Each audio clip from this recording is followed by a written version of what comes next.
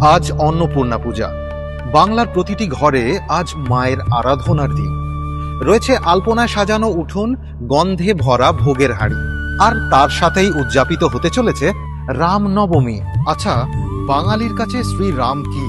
ঘরে ঘরে রামায়ণ পাঠ, দাদুর মুখে রামের বনবাসের কাহিনী, ধরা ছবি গল্পে শ্রীরামের জীবন জানা। সেই গল্পে কিন্তু উগ্রতা নেই, হোক না সেই গল্প যুদ্ধের। কিন্তু আসলে কৃত্তিবাসী রামায়ণে শ্রীরাম হলেন নম্র, ভদ্র ও ভালোবাসার প্রতীক।